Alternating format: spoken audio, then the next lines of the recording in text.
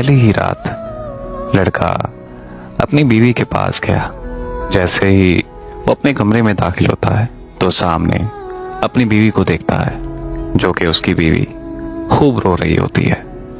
लड़के ने समझा शायद घर वालों की जुदाई की वजह से रो रही है। जब उसने अपनी बीवी से उसके रोने की वजह पूछी तो बीवी ने बदतमीजी करते हुए कहा कि तुम्हें क्या, मुझसे दूर हट जाओ और मेरे करीब मत आना। जवाब में मैंने उसे कहा कि मैं आपका शौहर हूं, ये मेरा हक बनता है और फर्ज भी। उसकी बीवी ने कोई जवाब ना दिया। शौहर ने सोचा कि करीब जाकर समझाता हूं। जब मैं दोबारा उसके करीब गया तो उसने बदतमीजी से फिर मुझे कहा कि खबरदार अगर मुझे तुमने हाथ लगाया तो। शौहर ने फिर से शाइस्तगी और मोहब्बत भरे अंदाज से कहा, आखिर आपको हुआ क्या है? आपको हुआ क्या है? क्या पता आप अपनी वजह बताएं और मैं आपके मसले का हल निकाल दूं। तो बीवी ने जवाब में कहा, मुझे सिर्फ और सिर्फ तलाक चाहिए। जैसे ही उसके शौहर ने ये अल्फाज सुने तो उसका दिमाग बिल्कुल सुन्न हो गया, लेकिन फिर भी उसने अपनी बीवी की बात पूरे इत्मीनान तरीके से सुनी। शौहर ने पूछा कि अब तुम्हें वाकई तलाक चाहिए? तो बीवी ने जवाब दिया, हाँ मुझे तलाक चाहिए। उसके शौहर ने कहा, अच्छा मुझे वजह तो बता दो, आखिर वजह तो पता चले कि तुम तलाक क्यों लेना चाहती हो। तो बीवी ने कहा, मुझे कोई और पसंद है। शौहर ने पूछा, अच्छा तो कौन है वो लड़का जिसे तुम पसंद करती हो? तो बीवी ने जवाब दिया कि वो मेरा कजन है। तो शौहर ने अपनी बीवी से पूछा, अगर तुम्हें वो पसंद था तो तुमने उससे शादी क्यों नहीं की? बीवी ने कहा कि हम दोनों के घर वाले नहीं माने। शौहर ने पूछा कि भागकर शादी क्यों नहीं की? तो बीवी ने जवाब दिया कि हम दोनों ने एक दूसरे से वादा किया था कि हम घर वालों की मर्जी के खिलाफ बिल्कुल नहीं जाएंगे।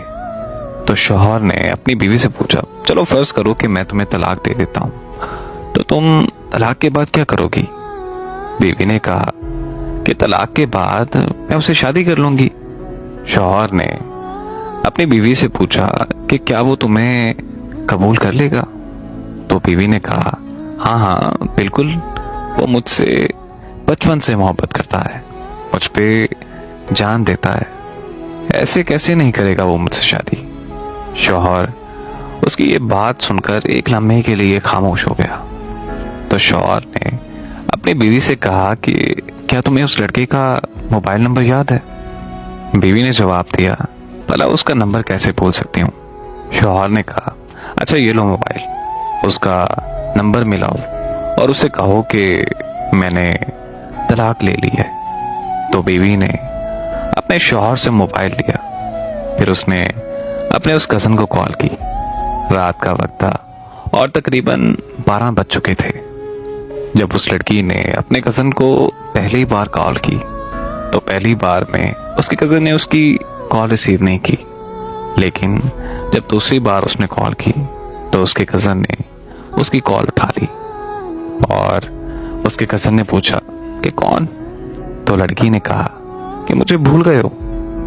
हैरत है वैसे, तुम उसको भूल गए जिसकी आवाज को पहले ही लफ्ज से पहचान लिया करते थे।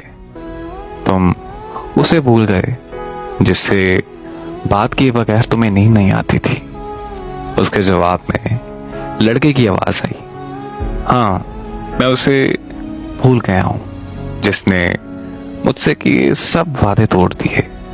हाँ मैं उसे भूल गया हूं जिसने मुझे ये कहा था कि मैं तुम्हारे अलावा किसी और से निकाह नहीं करूंगी, जो ये कहती थी कि अगर मुझे तुम्हारे अलावा किसी और से निकाह करने के लिए मजबूर किया गया तो मैं वहीं खुदकुशी कर लूंगी।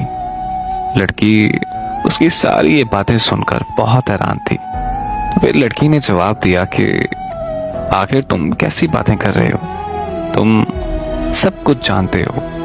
मैंने सिर्फ अपने वालिदैन के लिए ये कुर्बानी थी और तुम ये भी जानते हो कि मैंने ये शादी अपनी मर्जी से नहीं की। खानदान और घर वालों की इज्जत की वजह से मैंने ये शादी की है। और अब तुम्हें तो खुश होना चाहिए। मैंने तुम्हें इस वजह से कॉल की है कि मैं अब इससे तलाक ले रही हूँ। मेरा जिससे निकाह हुआ है उसने ही कहा है कि मैं आपसे बात करूं। अगर तुम मेरे साथ अभी भी निकाह के लिए राजी हो तो मैं अभी अभी इससे तलाक ले लेती हूँ और तुम्हारे पास आ जाती हूँ। उसके बाद लड़की की तरफ से कॉल बंद कर दी जाती है, क्योंकि स्पीकर ऑन था। और ये सब सुनने के बाद शौहर उठकर कमरे से बाहर चला जाता है। बीवी फोन को रखती है और बेड पर गिर के रोने लगती है।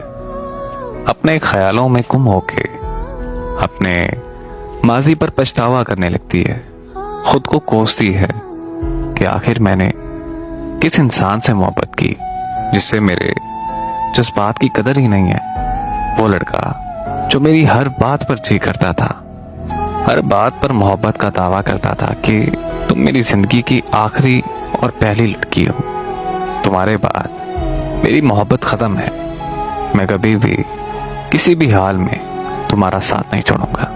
आज जब उसकी ये बातें सुनी, ये रवैया देखा, तो ऐसा महसूस हो रहा है कि आज मैं अंदर से मुकम्मल तौर पर टूट चुकी हूँ। शायद मैंने उससे मोहब्बत करके सबसे बड़ी गलती की है और इस बात का पछतावा मुझे सारी जिंदगी रहेगा। कुछ देर बाद उसका शौहर कमरे में आता है और अपनी